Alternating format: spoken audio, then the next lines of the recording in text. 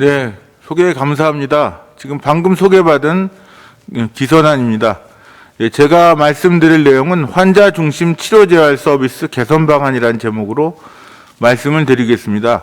앞에 두 분은 최근에 그 정신건강의학과에서 벌어지는 아주 현실적인 문제들, 또 정신건강 문제에서 벌어지는 아주 그런 상황인식 이런 것을 말씀해 주셨는데, 저는 이런 치료 재활에 어느 정도의 좀 철학적인 이야기 혹은 개념적인 이야기를 좀 먼저 드리겠습니다. 먼저 이 정신건강, 정신보건 분야에서 가장 중요한 것은 이제 더 이상 장기 시설 수용의 폐해를 막고 지역사회에서 더불어 살며 치료받고 재활하는 그런 커뮤니티 케어, 그러니까 지역사회 돌봄이 중요해졌다는 것입니다.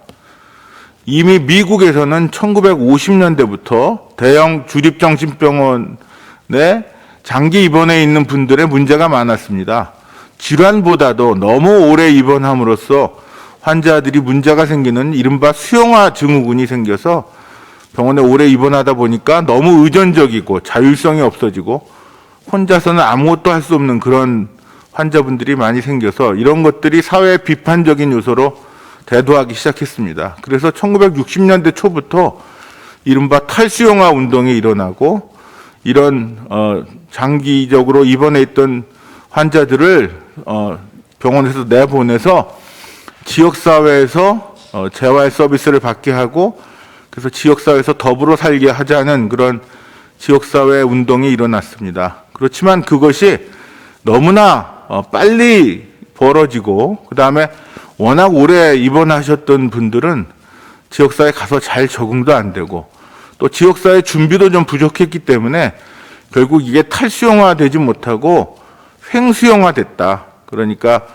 대형 주립정신병원에서 퇴원해서 지역사회를 나왔는데 적응 못하고 나빠져서 다시 급성기 병상으로 갔다가 또 만성 환자라고 해서 주립병원으로 보내졌다가 또 거기서는 병상을 줄여야 되니까 다시 나오게 되는 이런 악순환이 됐고, 그래서 그런 것을 환자들이 병원 밖으로 나오는 게 아니라 회전문 안에서 돌고 있다. 그래서 이른바 리볼빙 도어 신드롬, 회전문 현상이라는 이름으로 불리워지게 됐고, 그렇지만 이러한 문제점에도 불구하고 이런 지역사회에서 환자를 잘 적응시키자는 노력은 계속해서 이어져서 1990년대 이후에는 이런 지역사회 정신보건 시스템이 정착하고 새로운 도약을 하게 돼서 오늘에 이르게 되는 것입니다. 뭐 미국의 예만 가지고 얘기할 수 없고 그 이탈리아도 이런 그 정신보건 개혁을 하게 되었는데 이탈리아는 유럽에서도 가장 정신보건 개혁이 늦었습니다. 그래서 여러분이 아시는 분은 많이 아시는 프랑코 바살리아라는 정신과 의사를 중심으로 해서 정신병원 개혁을 시작하게 됐고, 그래서 결국 1978년부터 정신병원의 모든 입원을 금지하는 아주 파격적인 그런 탈수용화 전략을 택하게 되고, 그래서 이제 재입원은 한 81년까지 가능하고 퇴원은 향후 한 10년 정도 계속 시켜서 결국 이탈리아는 정신과 환자분들이 급성기에 일반 환자들하고 똑같이 대학병원이나 종합병원에서 단기간에 치료받고 모든 재활 서비스는 지역사회에서 이루어지는 그런 정신보건 개혁을 이룩했습니다. 그 자유가 치료다라는 유명한 말을 여러분들도 많이 아실 것입니다.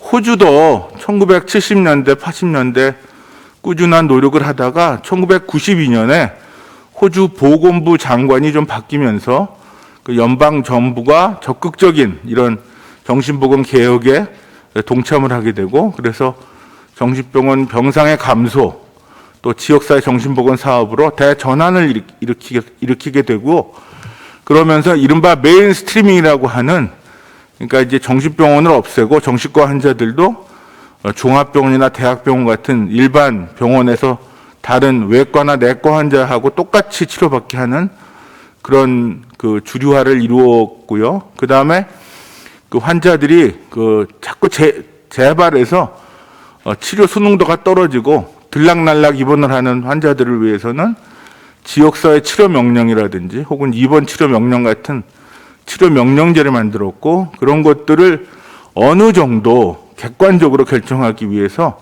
그 위원회를 만들어서 그런 리뷰 보드에서 그런 것들을 입원 같은 것들을 다 객관적이고 공정하게 결정하는 그런 시스템을 만들었습니다. 보통 정신보건 진료권은 한 10만 정도 내외의 지역에 있게 되고, 그리고 그러면서 그 당시부터 한 90년대 이후부터 그 정신장애를 경험한 당사자들 중에 좋아진 분들이 이른바 컨슈머 컨설턴트라는 이름으로 적극적으로 다른 환자들을 도와주는 그런 일에 동참하시게 됐죠. 지금은 이런 분들을 피어 스페셜리스트라고 더 많이 부르는 것 같습니다. 그 외국만 너무 얘기를 한다. 선진국하고 우리나라는 많이 다르다 이렇게 얘기를 하지만 우리나라가 이미 무역 규모에서 세계 10위권, 올해 보니까 한 8위 정도로 올라가게 됐고요. 그래서 이미 뭐 G7에 필적하는 나라가 되었습니다. 그래서 정신보건만 더 이상 이렇게 낙후되게 할 수가 없고, 또 대만 같은 나라만 하더라도 우리보다 뭐 GNP가 아직 높지는 않지만 굉장히 정신보건을 잘하고 있습니다. 그래서 7개 권역으로 나눠서 국립병원, 보훈병원, 시립병원 등등이 자기 소속을 가리지 않고 지역 거점병원으로서 그 역할을 다하고 있고요.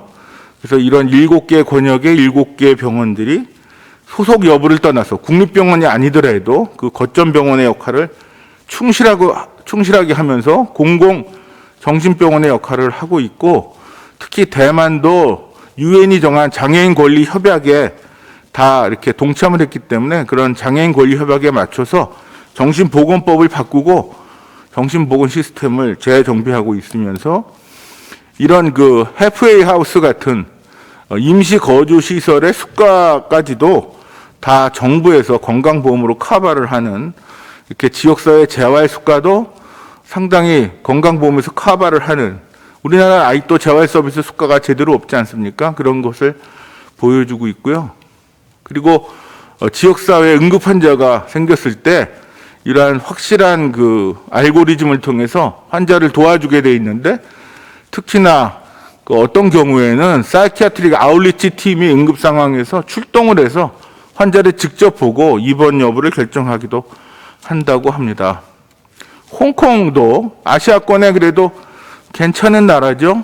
홍콩도 7개 권역으로 나누어서 공공 거점 정신병원들이 역할을 하고 있고, 특히나 이런 병원들이 입원실을 자꾸 가지려는 게 아니라 이런 그 외래 치료 혹은 납병원 이런 것에 굉장히 역점을 둬서 일을 하고 있고요.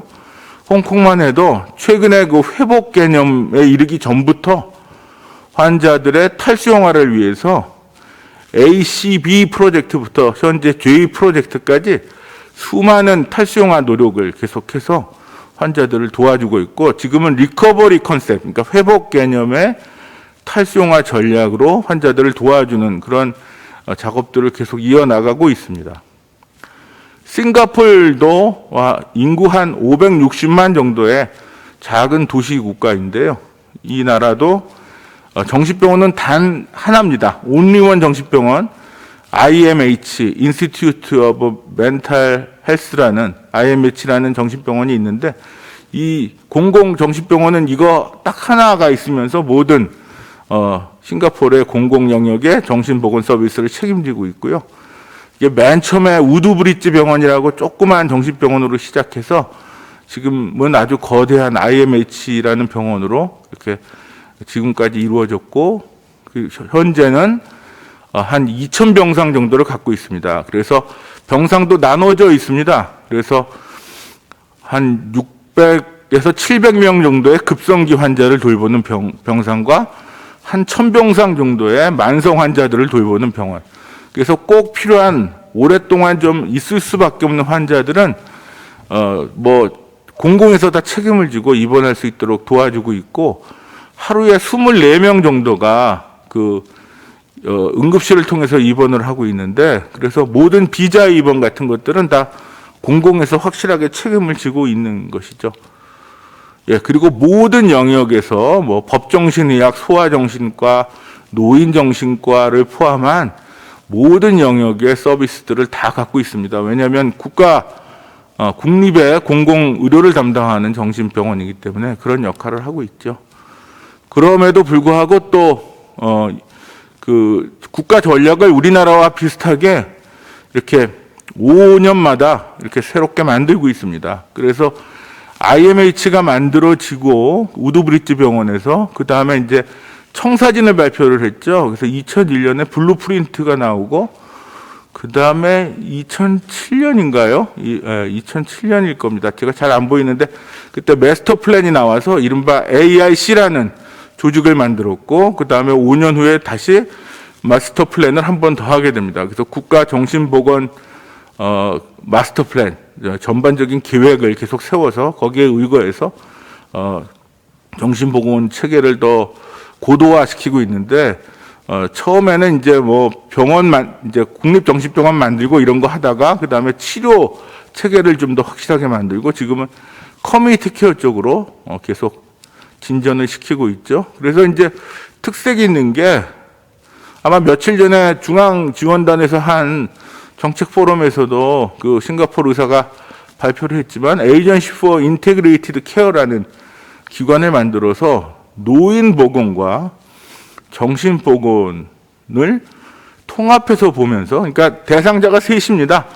그 노인, 그다음에 정신장애인, 그다음에 서비스를 가족 중에 서비스를 제공하는 케어기버들 이런 사람들을 도와주는 지역사회 프로그램인데 이런 지역사회 프로그램이 보건 쪽과 복지를 통합해서 지역사회 돌봄 서비스를 제공하는 그런 것을 만들어서 지역사회에서 활발하게 활동을 하고 있죠. 그래서 AIC가 이렇게 보건과 복지를 아울러서 시니어 그룹과 정신장애인을 에 대한 정신보건 서비스를 하고 있다 이렇게 보시면 되겠고요. 그래서 이제 제가 드리고 싶은 말씀은 이런 탈수영화와 지역사회 돌봄으로 시스템이 변환된 것은 비단 선진국만이 아니라 아시아의 국가들도 이제는 어느 정도 하고 있다는 것이죠. 그래서 어쩔 수 없는 대세이다. 두 번째가 이제 인권 회복 개념 그리고 그 엔티 스티그마 무브먼트 그러니까 낙인 반대 운동 이런 것들입니다. 그래서 정신보건 영역에서 인권 존중, 당사자와 가족의 참여, 정신장애에 대한 인식 개선과 그다음에 낙인과 차별 반대는 또 거스를 수 없는 대세이다. 이게 1990년대 말에 제가 미국 가서 본 것인데요.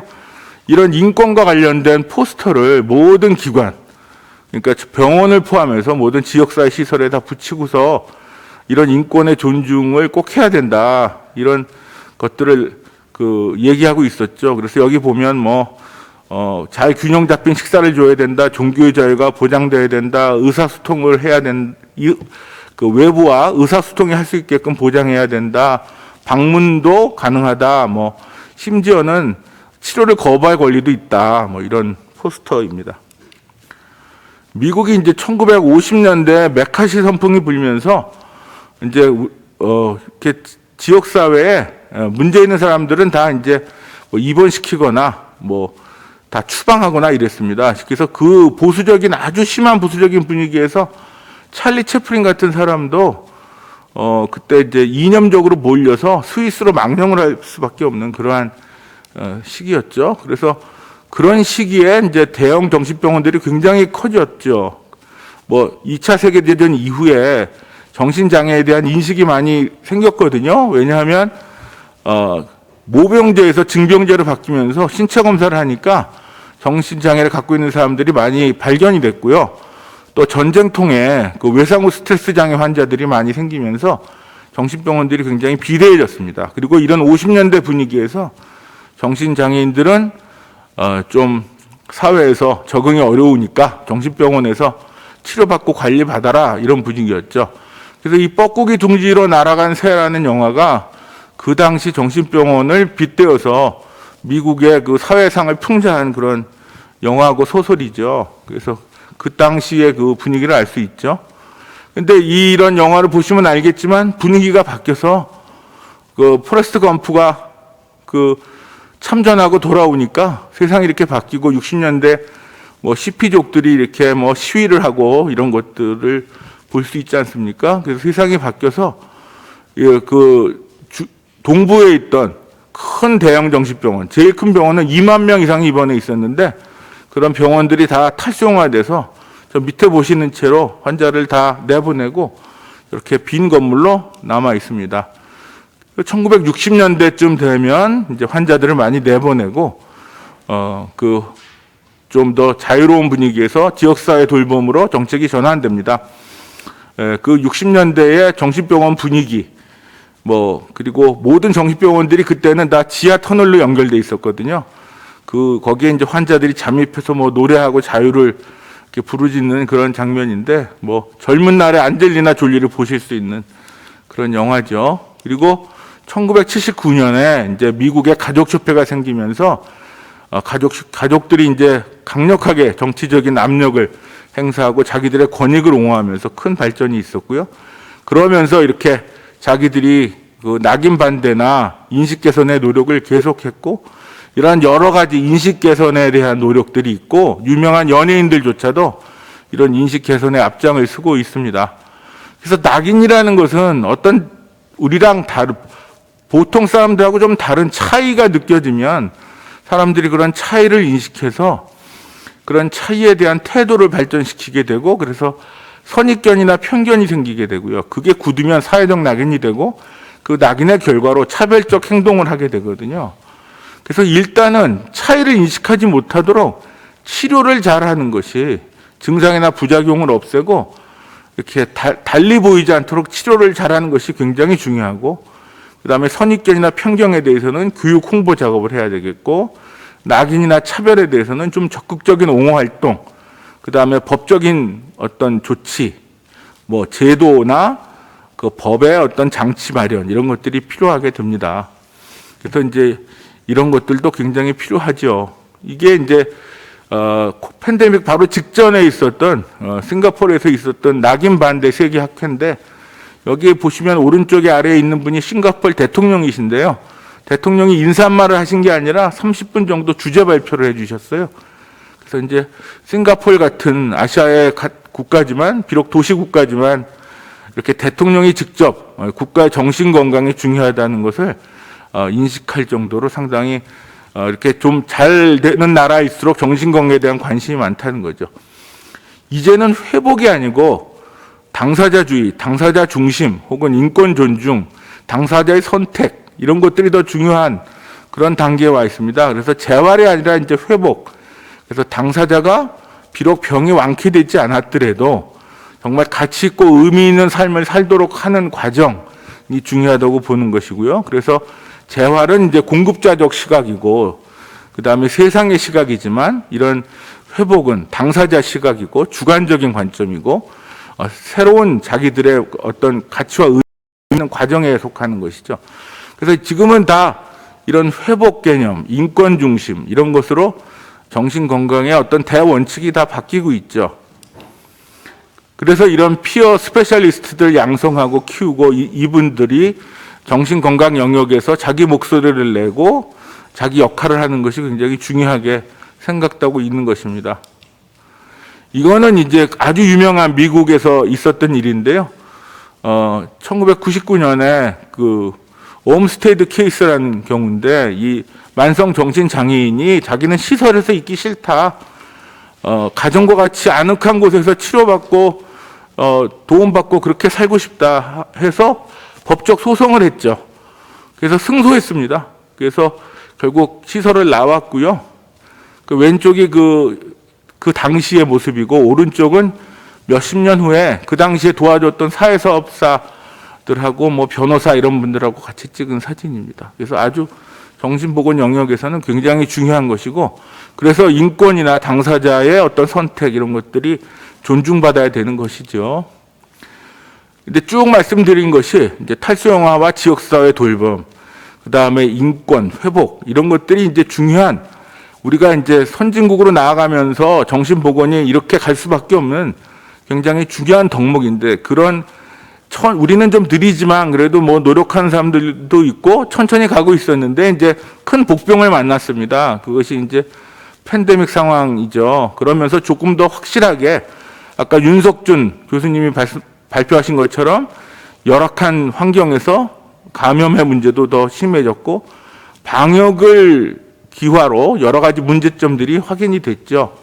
그래서 이제 이런 현실을 탈피하고 아까 말씀드린 그러한 개념들을 집어넣어서 정신보건이 좀 나아가야 될 방향이 있는 것입니다. 그래서 우리나라의 문제점을 보면 일단 인권의 문제가 아직도 있고요.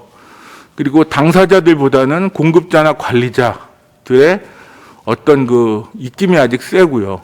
그다음에 보호 의무자가 과중한 부담을 갖고 있어서 요즘에 가족들 중에는 보호 의무자를 폐지해달라. 그래서 정신건강은 국가가 책임져 달라. 치매처럼 그렇게 말씀하시는 분도 있고요. 또 최근 좋은 급성기 치료시설은 대학병원에서 정신과 환자들 응급 입원시키는 것도 복잡하고 그렇게 해도 뭐 병원 운영에 크게 도움이 안 되니까 오히려 감소하고 있는 추세고요. 그리고 또 장기 수용화의 제일 큰 문제는 의료급여의 저수가 정액제 제도죠. 이 의료급여의 저수가 정액제 때문에 치료 환경도 열악하고 장기 수용이 좀 유지되는 그런 추세에 있죠. 그리고 이런 그 정신병원들은 대부분 민간이 운영하는 민간 병원들이죠. 외국은 대개가 다 공공병원이기 때문에 정책을 전환하기도 쉬웠습니다. 그 다음에 입원할 때 응급 입원 상황 혹은 급성 환자 병동, 재활 병동, 납병원 등등 이렇게 병동에도 구분이 없다 보니까 어떻게 차등 수가에 대한 조정도 필요한 상황이고요. 특히 지역사회 재활은 수가가 전혀 없지요. 그래서 지불 구조가 전혀 없습니다. 그래서 재정에서 충당하고 있죠. 그래서 어떤 부분에 특별한 프로그램들은 재정에서 좀 주고 기본 프로그램들은 좀 수가가 지불 구조가 탄탄하고 수가가 있어야 그래야지만 좀 확장성이 있는데 우리는 지금 그런 수가 제도가 지역사회는 없습니다. 건강보험이나 의료급여는 단지 그 병원에서 혹은 의원에서 그러니까 의료시설에서 이루어지는 것에서만 아직 그 돈을 주고 있죠. 그래서 앞으로의 과제가 어떻게 해서든지 탈수영화와 지역사회 돌봄으로 좀 전환을 해야 되겠다. 그리고 일반 병원들 수준으로 정신병원들도 치료 환경은 좀 개선해야 되겠다. 그 다음에 당사자 중심의 회복 개념으로 전환할 필요가 있고, 그다음에 환자 개인별 사료 관리를 해야 되겠고, 또 지역사회에서 환자 개별 맞춤형 정신사회 재활 프로그램을 만들어야 되겠고, 그 다음에 치매 국가 책임제 수준으로 중증 정신장애인들도 좀 국가가 이런 지역사회 프로그램에 대해서 보장성을 강화해야 되겠고요. 그 다음에 정말 만성화돼서 좀 거주시설에 계셔야 될 수밖에 없는 환자들이 있죠. 그런 분들을 위해서는 거주시설이나 혹은 사이키아트릭 널싱홈 같은 것들을 좀 만들어야 되겠는데, 그래서 탈수용화한다고 해서 지역사회로 잠자리만 바뀌어서는 안 되는 것이죠. 예산이나 수가를 건강증진기금으로 할 것이냐, 일반회계로 할 것이냐, 혹은 보험이나 급여로 할 것이냐를 좀 더 면밀하게 검토해야 되겠고, 이것들과 맞춰서 정신건강복지법도 개정을 해야 되겠습니다. 정신건강은 이런 사회적 자본하고 아주 밀접합니다. 국민들의 정신건강이 나쁘면 사회가 혼란스럽겠죠. 또 사회가 안정적이고 신뢰와 그 행복지수가 높으면 정신건강이 좋을 겁니다. 그래서 정신건강은 사회적 자본하고 굉장히 밀접한 연관이 있고요. 그리고 우리가 치료를 잘하려면 의학적 치료, 재활치료, 그다음 정부에서 여러 가지 지원해주는 거주, 재정, 뭐 직업보장 이런 소셜 서포트, 사회적 지지가 잘 이루어져야 됩니다. 그리고 초기에는 의학적 치료를 통해서 증상 조절이 중요하고, 그 다음엔 재활치료, 어떤 기술 훈련 이런 게 중요하고, 막판에는 어떤 사회적 지원을 통한 독립적인 생활을 하게 되는 것이 중요하죠. 그래서 조금 순서는 있지만은 그렇다고 의학적 치료가 끝나는 게 아니기 때문에 정신 재활이야말로 의학적 치료가 끝나고 이어지는 것이 아니라 계속 이어지는 그러니까 장애가 고정되지 않는 그런 좀 특별한 재활 과정을 밟게 됩니다. 그런데 이제 이런 생물학적 치료와 정신 재활 서비스 제공과 사회적 지지가 조금 영역이 다르고 하는 것이 다르다 보니까 이렇게 쉽게 이렇게 좀 전환하기가 쉽지가 않죠. 그래서 병원에서는 의사가 책임지고 자기 면허 걸고 약물 처방하는 것이고 환자가나 가족이 약물 처방할 수는 없지 않겠습니까? 그런데 재활 치료할 때는 이제 팀워크로 환자들도 다 같이 참여해서 포괄적 서비스로 이루어지는 것이고요. 사회적 지지는 제도와 정책으로 커버해 주는 것입니다. 그리고 이 세 가지 영역을 잘 연결해 주는 게 사례 관리라는 것인데 우리가 아직 지역사회 재활 서비스와 사회적 지지 부분이 약하다 보니까 환자들이 잘 좋아지지 않고 있죠.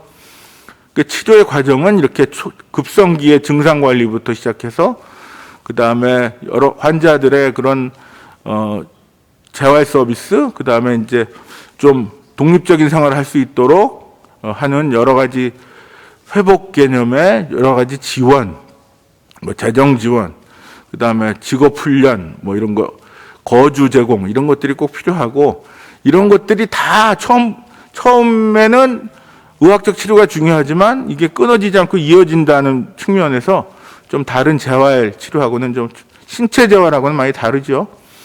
그래서 이제 회복이 중요하게 되겠고요. 앞으로의 과제는 응급 환자 대응 체계를 잘 만드는 것이 굉장히 중요한데 이것이 병원에서의 응급실 단계뿐만이 아니라 지역사회 단계부터 그러니까 환자가 생기지 않고 좀 위기 때부터 인터벤션이 가능하도록 하고 그 다음에 급성 환자 병동에서 잘 치료하고 퇴원 후에 사례 관리, 재활, 회복으로 이어질 수 있도록 해야 되겠죠. 그래서 보통 지역사회에서 환자 발견되면 응급실 경유하고 급성기 치료실에서 치료하다가 재활병동 거쳐서 지역사회 재활시설로 가거나 납병원 거쳐서 직업재활 받고 독립적인 생활을 할 수 있도록 이렇게 도와주면 되겠고 어떤 경우에는 만성병동을 거치지 않을 수도 있겠습니다. 그리고 또 어떤 분들은 워낙 크로닉하게 디테리오레이션 되기 때문에 그런 분들은 이제 널싱홈 같은 데 계셔야 될 필요도 있는 환자들이 아주 일부 있죠. 그래서 결국은 우리가 앞으로 어떻게 가야 될 것이냐. 선진국, 그러니까 그 유럽이나 미국처럼 급성 환자는 일반 의학적 문제로 치료받는 환자들과 똑같이 종합병원에 단기간 입원해서 치료받고 또 신체 질환이 동반된 환자들은 상급 의료기관에서 치료받고 퇴원하면 모두 다 지역사회에서 재활 회복하고 또 아주 좀 장기간 도움이 필요한 환자들은 장기 거주 시설이나 사이키아트릭 너싱홈에서 특별한 그런 좀 재활하기가 어려운 좀 너무 많이 만성화된 분들은 돌봄 서비스를 받고 이런 선진국 모형으로 갈 것인지 아니면 이렇게 대만이나 홍콩이나 싱가포르처럼 지역 거점 공공정신병원을 두어서 이런 데가 보통 국가 정신의료의 약 60% 정도를 담당하고 있고요. 공공정신병원의 전문의들이 대학병원 교수를 겸임하면서 퀄리티를 좀 올리고 있고 그다음에 공공응급병상들을 다 여기서 확보해서 해결하고 있고 비자 입원도 이거는 이제 여러 가지 논란이 많으니까 공공에서 해결하고 있고 꼭 필요한 장기 입원도 공공에서 해결하고 있고 그렇지만 이런 지역 거점 공공정신병원을 계속 두게 되면 이제 관료 중심주의로 흐를 가능성이 좀 있어서 그거는 좀 경계해야 되겠습니다. 그래서 앞으로 우리나라가 지금 이런 여러 가지 문제점들을 이제 보였는데 뭐 감염으로 더 도드라졌고요. 그래서 실태 조사를 해보니까 또 그렇게 좋지 않고 그런데 또 다 알고 있는 사실이었고 정신 건강만 이렇게 낙후돼 있고 선진국 문턱에 있다고 하는데 어떻게 할 거냐? 서구처럼 할 거냐? 아니면 아시아권에 잘하는 나라 정도 수준까지라도 할 거냐? 그리고 국가가 어느 정도 책임질 거냐? 이것들을 이제 앞으로 결정을 하고 여태까지 너무나 많은 문제점들을 이렇게 많이 병렬식으로 우리가 도출하고 거기에 대한 이제 뭐 해결책들을 만들었지만 이제 앞으로는 좀 거대 담론을 만들고 모형을 만들어서 그 모형에 입각해서 좀 앞으로 나아갈 필요가 있다 이렇게 생각을 합니다. 예. 그래서 어디로 갈 것이냐? 그것은 이제 당사자와 공급자와 또 정부의 어떤 선택이고 노력에 달려 있다고 보아집니다. 예, 제 발표 들어주셔서 감사합니다.